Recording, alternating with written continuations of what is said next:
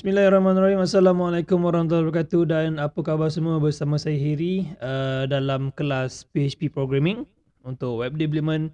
So hari ni kita dah masuk hari yang ketiga dan kita akan tengok certain part of publishing. Okay.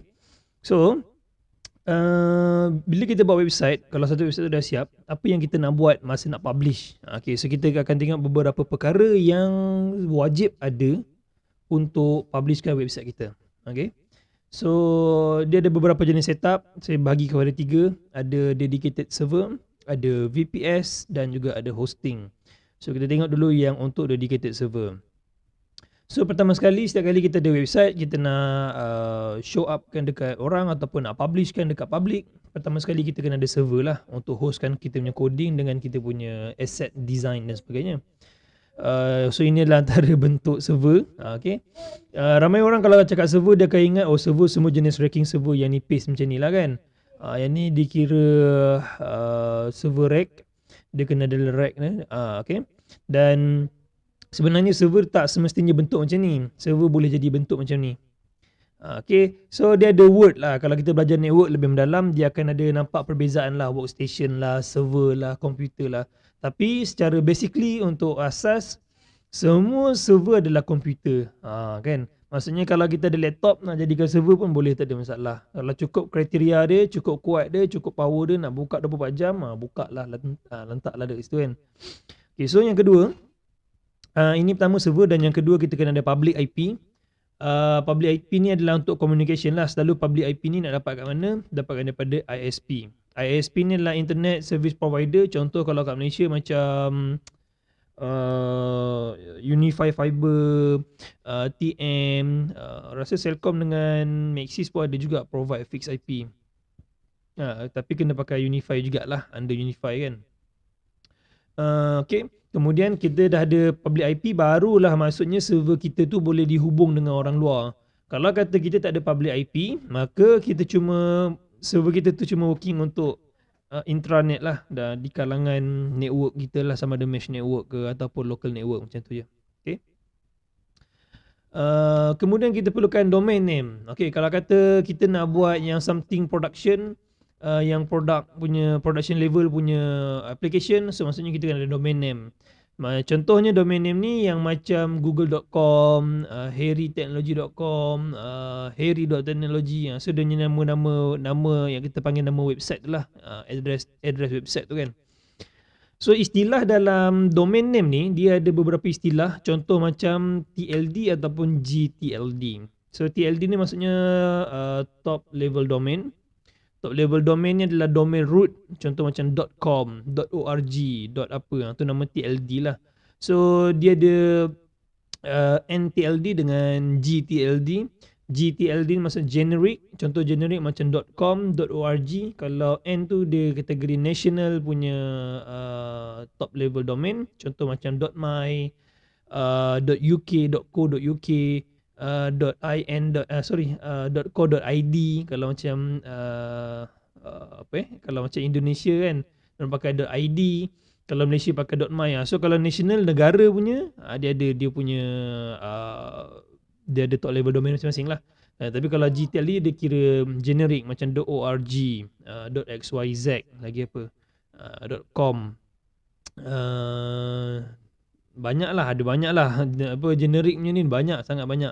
Even .technology, .internet, apa lagi, .online, kan. Okay, so dia punya bentuk dia lebih kurang begini. Alamak, terpotong pula. Sekejap, saya ubah sikit. Saya tunjuk skrin je.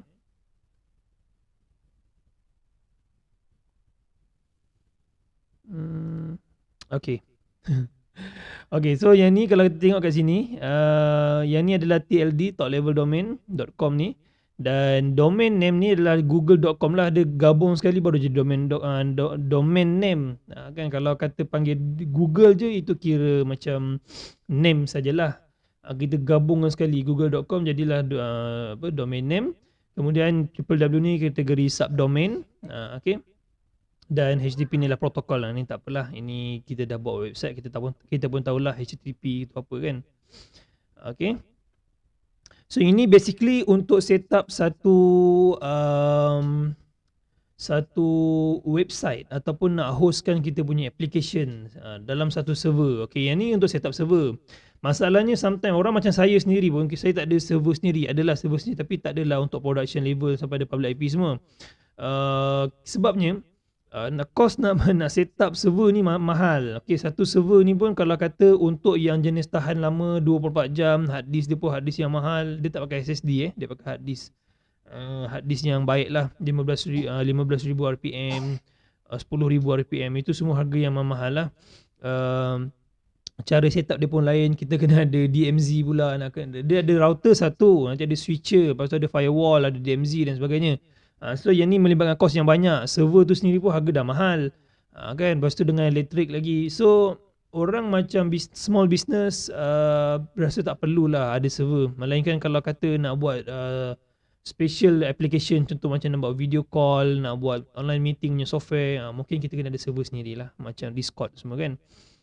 Okay, kita akan tengok macam mana nak set up yang lebih low cost. Kita panggil sebagai VPS, Virtual Private Server. Kalau dalam Google dia panggil VPC, Virtual Private Cloud. Cloud saya tak masuk dalam list lah. List cloud sebab cloud tu banyak sangat. Nanti saya akan cerita, saya akan buat video yang lain lah yang terkeluar daripada cost untuk khas setup cloud punya server. Sekarang kita tengok Virtual Private Server dulu. Okay, bayangkan kotak persegi ni adalah satu server. Okay, server yang kita tengok ni lah, server macam ni lah. Kira kotak persegi ni satu server lah. Boleh kot. Saya buat laser dulu. Okay, so satu kotak ni kira server. Maksudnya server tu besar lah. Mungkin ada 1 terabyte dia punya storage atau 2 terabyte storage. Kemudian ada 64GB RAM ataupun 128GB RAM. CPU dia pun ada sampai 25 core, 30 core ke kan. Pakai Xeon, Intel Xeon. Okay, so maksudnya VPS ni dia bukanlah the whole server, bukan the whole hardware ni, bukan the whole bukan the whole thing sampai public IP, tak dia. Dia cuma some part of server sahaja. Contoh ni satu VPS. Maksudnya dalam satu server dia boleh ada banyak VPS. Ada banyak. Okay, so maka setiap VPS ni nanti dia akan ada public IP masing-masing. Satu VPS ada public IP masing-masing.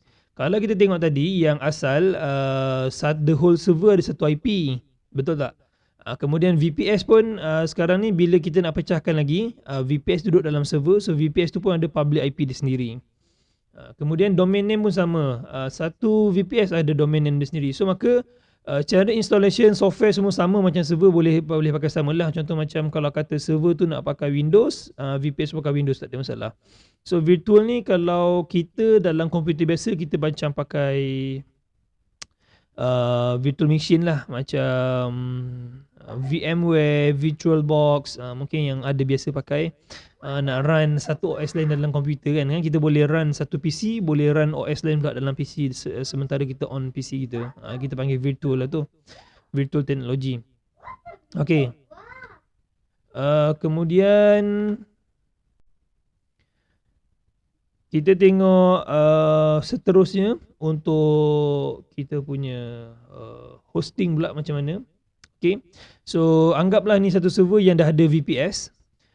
Okay, VPS ni kira besar lah sebab dia punya resource, dia ada dia punya RAM sendiri, dia ada dia punya CPU sendiri, ada core dia sendiri. Kalau kata satu server ada 30 core dan satu VPS kita bagi 3 core untuk satu VPS, maka ada 9 core dah pakai. Jadi the whole server ada balance lebih kurang 21 core. Okay, dia akan pecah macam tu lah. RAM pun sama. Kalau kata satu server ada 128GB, dibagi kepada satu VPS 60GB, tak boleh 60GB lah, banyak sangat. 20GB kalau kata, maksudnya ada 3 VPS, so ada 60GB dah pakai, maka balance untuk satu server tinggal 128, balance nak tolak 60, kira 68 lah, tinggal 68GB. Tapi dia ada swap RAM. Swap RAM ni kalau kita study dalam sikit tentang network, adalah jumpa macam-macam lagi. Dia ada swap RAM. Swap RAM ni kira macam virtual RAM. Dia write in kita punya hard disk memory. Okay. So hard disk pun sama. Kalau hard disk tu 1 tera, kalau dah bagi ni 10 gig, 10 gig, 10 gig, so tolaklah 1 tera tolak 30 gig. So server tu ada balance lah, lebih kurang 970 gig. Okay, so basically macam tu je kiraan dia. Dia ada kiraan yang lain, contoh macam CPU usage dia macam mana, sebab VPS dia tak akan dapat capai 100% performance macam mana the whole server lah. Tu memang tak boleh dinafikan, benda pun dalam virtual. So jadinya dia ada pro and cons. Okay. Cuma yang bagusnya VPS ni, apabila VPS ni kena hack ke, ada problem ke, masuk virus ke, dia tidak mengganggu the whole server dan dia tidak mengganggu VPS yang lain. Ini specialnya VPS pula. Sebab tu ada orang yang buat hosting dengan cara dia buat hosting direct dengan server. Hosting ni kira kecil lah. Dia kira dia ada satu username dan satu folder je. Senang kata satu folder je. Dan satu server tu, satu hosting kira satu folder sahaja. Macam tu. Dia lagi kecil daripada VPS. Tapi sometimes orang letak juga hosting dalam VPS. Maksudnya diorang nak buat hosting punya business. Kalau perasan macam reseller kan, kebanyakan reseller untuk hosting, reseller platform ataupun data center, dia akan providekan satu user satu VPS, dan satu VPS tu baru ada setting hosting ataupun ada setting cPanel dia lah. Okay. Kemudian kenapa dia letak dalam VPS tu lah, macam saya katakan tadi, untuk security. Kalau kata hosting ni kena hack, VPS tu kena hack, dia tak kacau lah the whole server dan dia tak kacau VPS yang lain. Cuma satu VPS tu kita boleh reset lah VPS tu, ataupun boleh format ke, install balik ke dan sebagainya. Okay, so satu VPS ataupun satu server akan ada satu public IP. Okay, dan domain name tu adalah bergantung kepada hosting tu pula. Maksudnya kalau dalam satu VPS ada banyak hosting, maka semua hosting tu adalah berada pada satu IP address. Contoh, ada dalam satu VPS, saya ada satu VPS dan saya ada 10 akaun hosting, maka 10 akaun hosting tu akan berada pada satu IP yang sama. Okay, boleh faham dan domain name tu bolehlah setting dekat kita punya hosting. So saya akan tunjukkan cara ataupun sikit sebanyak tentang setup, bukan setup lah, maksudnya macam mana kita nak beli hosting dan apa tools yang ada dalam hosting. Dia ada cPanel dia, ada control panel. So kita akan tengok macam mana nak handle control panel ni, apa yang ada dalam control panel. Okay, so kita jumpa dalam video yang seterusnya.